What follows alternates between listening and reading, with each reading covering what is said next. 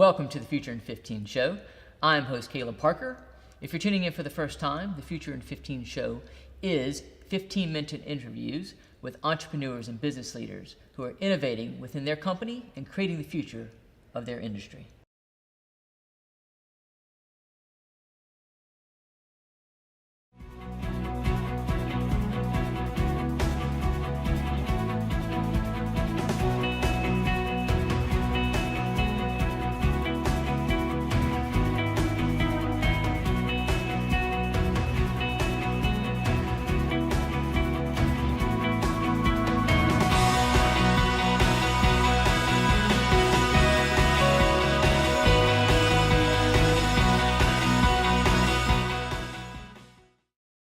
Welcome to the Future in 15 show. I'm show host Caleb Parker.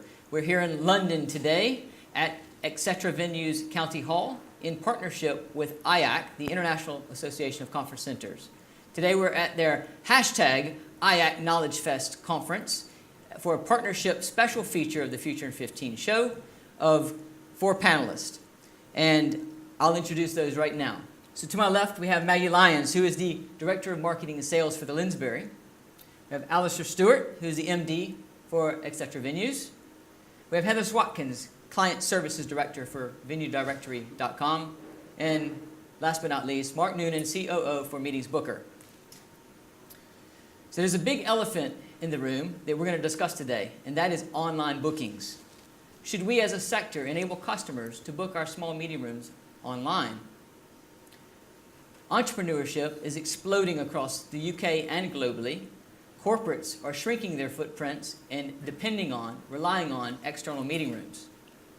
In the UK alone, 400,000 meetings take place annually for delegates of less than 10 people. That's a £93 million market. The barriers between work life and the personal life are breaking down due to technological changes and generational shifts. What we do in our personal lives, we want to do in our work lives. Today, people are used to booking all kinds of services online or through a mobile experience. They want to do the same thing with meeting rooms. But there's some challenges that we need to discuss, some real and some perceived. So today, we aim to solve that. My first question is for you, Maggie. So the Linsbury has taken a reserved view on online bookings. Can you tell me why? Yes, of course I can. Firstly, we're an independent organisation with naturally limited budgets. And of course, as you say, entrepreneurs are showing innovation in the way that they book. However, we had to look at our own systems, our internal systems. And in the end, it actually came down to our human resources and making sure that we have the right people, the right training, the right lead catchers, and the right approach. Because hospitality now is not just about meeting the people and greeting the people, it's the first impression that they get when they go online. Okay. So would you say it's less about technology and it's more about having your team ready to support the additional business that technology may bring in? I would say it's 50-50. Okay. I'm being cautious. Yeah. Thank you. Alistair, etc. Venues has had your own online booking system for some time now. You chose to develop that yourself. Could you talk about some of the challenges that you've overcome and some of the success stories as well? We sort of developed version 1 of our online booking about 5 years ago. The reality of that was it sort of masqueraded as being online, as you see actually across a lot of other organisations even today, where you have to fill in some kind of an inquiry form and then you send an email off and people are calling that online. Version 3, skipping forward, was the real breakthrough for us because we link it to live availability. So on our website you can now book in real time a meeting, or even quite a large event, and you can, if you choose to, you can go right through and pay for it on credit card. So it's a proper online live availability booking system. And has that been successful? Have you seen ROI on that now? It depends how you define success. I think it's successful in that we're one of the very few organisations to have broken through to do live availability, and in terms of the number of people that go through to actually book and pay, it's still less than 1% of our revenues. But if you include various other features of our website, then we're up to about 5% of revenues now, which is well over £2 million worth of revenue. So, in my eyes, it's successful and it's doubling every year. And the trend is inevitable. Thank you very much. Heather, I understand Venue Directory provides an online booking tool for venues who don't want to necessarily invest in building their own tool, but they still want to give customers the ability to book direct on their own website. Can you talk about some of the success stories that you have had from venues that have implemented your tool? I can, yes. At Venue Directory, we offer the venues their own portal called My Events Channel. And within that portal, they can update all their venue data, which then gets sent out to anyone who wants to use that data.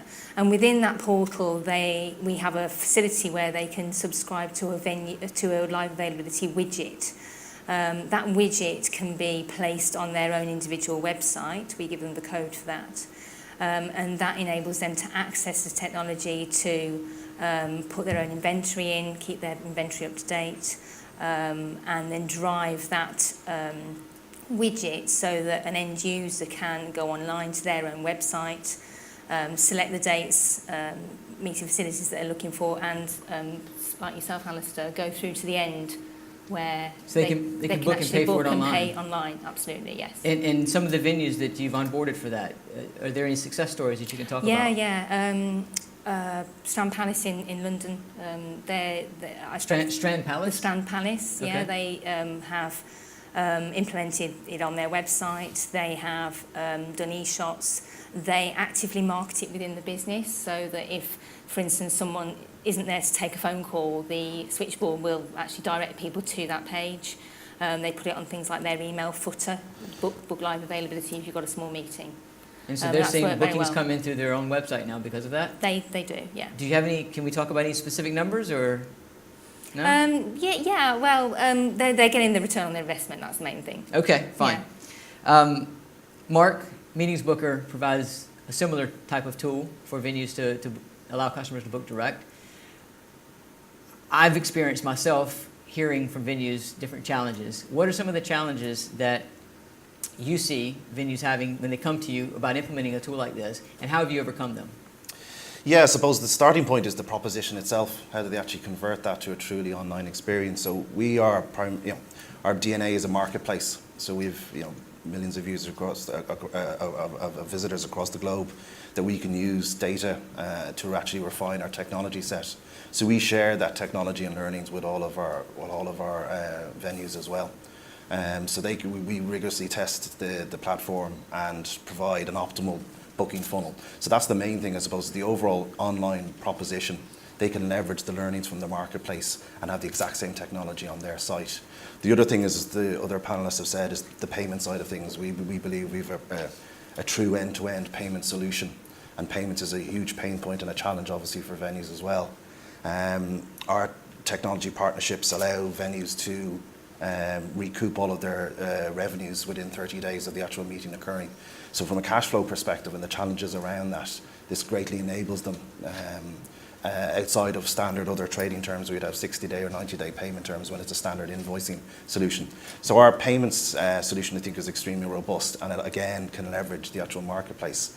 On top of that, they can go either a direct route or the marketplace. So from a yielding perspective, they can yield all of their rooms on the marketplace, or they may not. They may just want to use direct traffic, and then if they have any excess inventory, they can actually yield that out to the marketplace. So our system fully automates that, particularly in short lead time bookings. So they can take a dual approach. It's not an all or nothing that you either go direct or you go marketplace.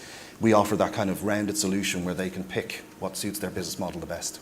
Okay, I want to dive into some of the challenges, because I think a lot of the audience in the room today is probably thinking a few barriers to being able to enable online bookings. So I want to come back to you on this. What are some of the challenges that you have faced? And hearing now Heather and Mark talk about this, are there any questions you can ask them right now that would help? Yeah, I'm still coming back to people, because historically the pain that venues have had is being offered the opportunity to update everybody else's website with our inventory, and to pay commission to organisations. And we're moving away. I could talk about bedrooms because that is the elephant in the room. We fact, will come yeah. to that.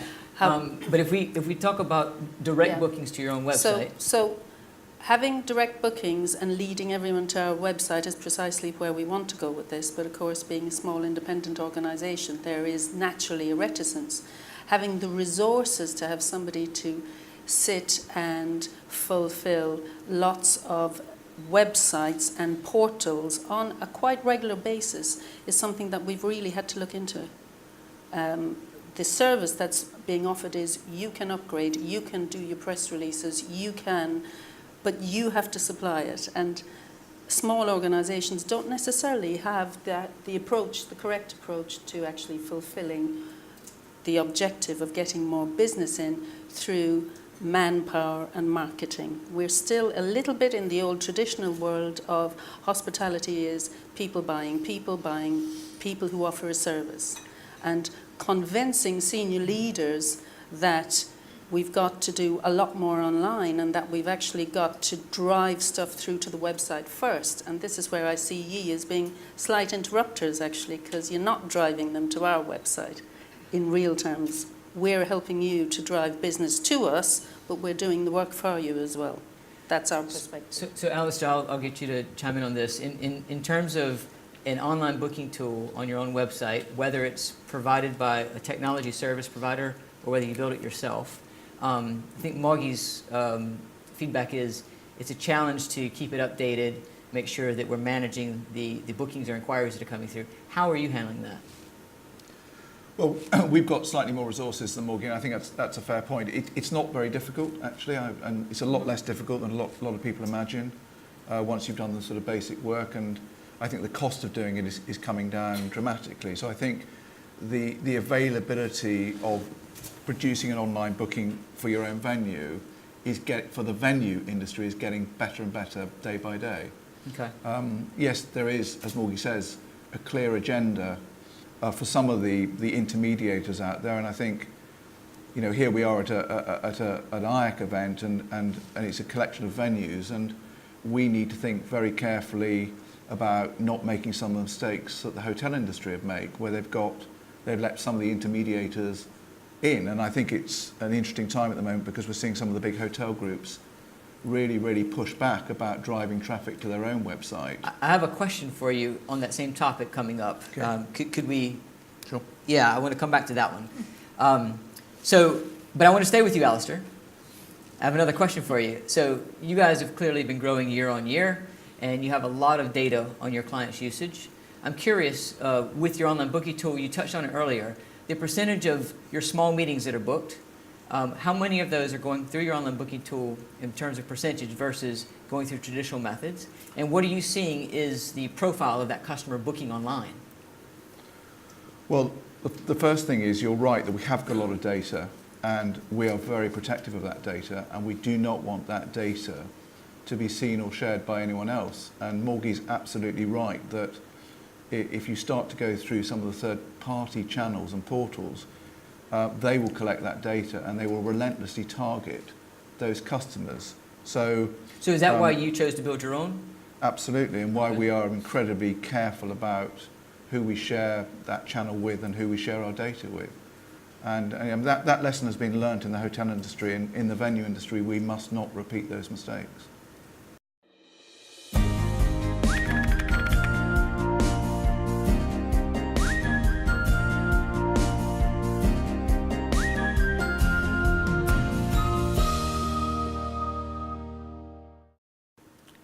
So are you open to sharing with the audience here what percentage of bookings that are made through your booking channel, through your direct booking channel for small meeting rooms are actually online versus the traditional method of booking? Well, what I can share is that for those people who tend to man their sales offices with human people 9 to 5, the majority of people who book online are not booking 9 to 5. And we see quite a lot of international customers who may be working in different time zones using the website and the booking. I think, look, I don't think it's a great secret that the average booking for online is around about £1,500, so that would suggest it's in the sort of category of 10 to 12 people. And then I think, Etc. Venues as a brand is thinking quite carefully about how many small meeting rooms we actually want to have, because it's a very fragmented, competitive marketplace. And Are you thinking you're going to add more? Or no, I'm take going to add away? less. Have less? Yeah. Okay. Because inevitably, I accept the premise that people who want a 2-hour meeting or 3-hour meeting or less, they probably want to book it online. I don't actually want people in my meeting rooms for 2 or 3 hours. I probably want them there for most of the day. And it's going to be the convenience of that office in the proximity to where probably they're at that's going to be the big driver, rather than the sort of tech services we can offer, or the food or the service or the ambience. I think that will become less important. Thank you. Thank you very much. Heather, I have a question for you. I understand that 74% of all the bookings that go through your channels are for meeting sizes of 30 people or less, so small meetings. Yep. So can you talk about the profile of customers that are booking for these small meetings, and why should we think about bringing them onto an online booking perspective, Yeah, sure. experience? The data that you're talking about is predominantly booking agents, central res offices and convention bureaus that use my booking tool gratis. And that booking tool enables these businesses, agents, CVBs and central res offices to book, and they're booking mainly for corporates. So their own individual clients, mainly corporates, a few privates, but not a lot, to be fair. In terms of these bookings that are coming through this channel, Yeah. they're not being booked, most of them are not being booked through an online experience. No, they're not. So they're being Why booked, should they? They're being booked through the agencies, and traditionally an agent will offer maybe 4 or 5 options. 4 or 5 options with an average of about £450, £480, and they're doing an awful lot of work on the venue finding side to try and convert a very small booking. So the idea would be that if you can actually book live availability for, as Alistair says, a small meeting, half a day, a few hours, it's a commodity. It doesn't necessarily need the high touch, lots of detail. They need a bit of refreshments, they need to be able to come and go. And pay for it.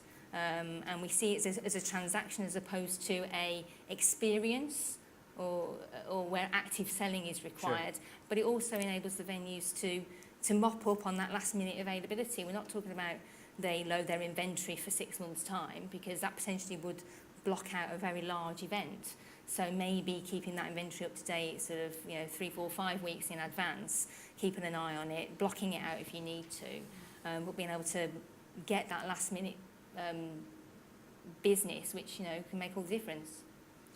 Thank you. Mark, traditionally Meetings Booker has been a B2C channel, but recently you're now supporting big agents. You just did a deal with CWT, Carson Wagonly. What drove them to do a partnership with you? Going back to my, I suppose, original point on the automation side of things, our platform can provide them with a lot more efficiencies, particularly in the small meeting space. The handling costs of those type of small meetings can be inefficient when done manually. So what we've provided them is a scalable solution that they actually can provide to their client base. The other side of it as well is their actual clients themselves were looking or demanding for an online solution. Every other touch point that they have in their business travel needs is online, and then small meetings is that jarring exception. So I think we have to be mindful of the fact that there's a market demand for the automation of meeting room bookings as well, to make it as simple as possible. I think the days of having to phone up and get invoices and then get a confirmation of availability are gone, and the clients are actually demanding that. The other side of it as well is obviously our global reach and the density of venues that we had. A lot of Carson Wagonly's clients are obviously multinationals, so they have multinational needs in terms of their meeting requirements. So they need to have a density of venues that they can go, be it London, Paris, Berlin, that they actually can have their meeting needs fulfilled in one ecosystem. The other thing then, in a big primary development now that will be important for the latter half of the year, is how actually their clients and their corporates address the meeting space as a whole. There's a few fundamentals. One is payments, again, how actually they handle payments and how they track the costs of all of those small meetings. That to date has not been very well automated, so the clients now have visibility on their total spend across their meeting space. They have a payment solution now where they actually can store either business cards or lodge cards and make it easy for their actual employees to book meeting rooms very, very easily. And then again, even on the density side of things, the demands, in particular in some of the tech sectors, that people are surprised when I say this, but over 50% of our venues are actually non-hotel. So they're looking for a diversity of actual a venue ecosystem as well. And I think today's example is an example of that. So there was a range of reasons why they selected us, but like I said, from the client demand perspective, particularly tracking costs, approvals, all those elements are vital elements for large organisations to control their meeting spend, and our platform provides that for them. Well, I think it's clear that the efficiency is a big driver for online bookings, both on the venue side and the client side. But I think it's important to point out that before we go to the next question, that we're talking about providing a customer with an online or mobile booking experience, primarily to this point, where a venue can accept direct bookings, either building their own platform or by utilizing someone else's platform to drive those direct bookings. But that does lead me to my final question, which is a two-part question, and I want to start with you, Alistair. As the meetings world moves to bring meeting room bookings online, there is a big question, and you've touched on it already. There's a big question about third-party marketing channels, whether we should use them, and which ones, if we do, which ones make sense to use. Can you discuss that? Can you talk about even some challenges around using them? You touched on that earlier, but are there certain marketing channels that you think we should use? Yeah, I think it's evolving very quickly. I think in etc. we've been fairly open, or certainly I have been over the past couple of years, saying that we must not repeat the mistakes of the hotel industry, who let some of the .coms get a real control of the marketplace. The naivety of some venues and hotels where they just didn't realise that the .coms were going to buy their URL, and then they could Google their own venue name to only find they're sitting sort of page 2. That has not happened in the venue industry. So I think think before you click. That Hilton are running, Marriott are running it. I've seen there's been the big row between Expedia and one of the large hotel groups. I'm delighted to see those coming to the surface now, so that everybody can think. The arguments that are made can be persuasive. Cash flow, Morgie's saying that it you shouldn't necessarily have the funds as a small venue to set it up. I think you've just got to weigh it up all very carefully. And it's inevitable that the small meetings market is going online. I think it's interesting that Venue Directory classify that as under 30. Earlier you talked about under 10, and I think whether it's kind of 15 or 10, I don't necessarily agree that 30 is a small meeting, but certainly anything less than 10, and the statistics you gave earlier is that is just one direction of travel. And then for venues, I think we can have a choice about how many small meeting rooms we want to offer. And in some cases, we're out in the countryside. There's very little local 2-hour meetings. In some cases, some of us are in the city, and there might be more of an argument. But I think the debate is a good one, so everyone can weigh up the merits. Thank you. So the second part of the question is over to you, Mark. Your B2C business is basically a third-party marketing channel. That's what Meetings Booker grew up as. Can you talk about the benefits of partnering for venues to partner with a business like Meetings Booker? Absolutely. In terms of going back to the points, it's down to individual choice. I think in the ideal world, and I've come from the other side of the fence as well, in terms of working with partnerships, what you want is 100% direct traffic. We can provide the technology for that if you wish, because if you don't have the resources to do that, we can provide that. On the marketing side of things, the brass tacks of marketing from an SEO perspective, we are very, very strong. So you can actually have density and penetration that you probably never could if you were developing your own site. So we can provide that reach globally. We are kind of market leader in that. So that from a marketing perspective, that's the ultimate really, I suppose, from a search perspective, is that you can provide that reach to venues that don't have individual marketing spends, don't have SEM spends, that they actually direct market. That's a very, from a cost effectiveness perspective, and to particular CPA in the meeting space, which is kind of my background, is still extremely high. And we can provide a more efficient channel for you to do it. It can be complementary with your direct strategy as well. So do your direct approach in terms of direct marketing. But from a yield management perspective, if you have meeting space that's unused, that's an inefficient use of your space. So by using a complementary marketing source, be it a platform, it can only be upside. The critical thing is it incremental? Are you getting incremental business? And if you are, that should be sufficient for the model.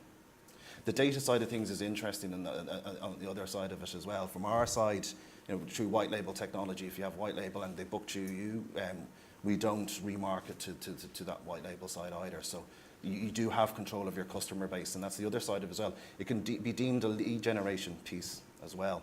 So when someone books with you for the first time, say through our marketing platform, you can obviously follow up with them and then resell the benefits of them revisiting the platform as well. So that gives it, from a lead generation perspective as well, it's actually a very useful and efficient tool. That is an interesting point. If someone books a small 1 hour, 2 hour meeting in your space, that could be a lead for a larger conference in the future. So a good point. Would anybody else like to add any bit to this last part? Yeah, I'd just like to say that it's over a year since we reviewed the situation, and obviously things have moved on. You sound quite compelling in the way you tell the story of Meetings Booker, actually, and the development of Venue Directory as well. You're clearly moving on and out there to potentially help the smaller organisations. Whilst I appreciate fantastic contract with CWT, and I'm sure they've thrown out some other ineffective system for that, so congratulations on that. I think it might help people in the room to actually explore that a little bit further. Heather? Just one thing, if you're updating your venue directory profile, which you do regularly anyway, on the My Events channel, you can just update the live availability at the same time. So from a resource point of view, it can be done at the same time. You're not having to go anywhere else. Well, it's clearly a hot topic. What's that? That was a good USP. Yes. Well, this is clearly a hot topic that I'm sure will be discussed for many months to come. But until next time, thank you for tuning in today.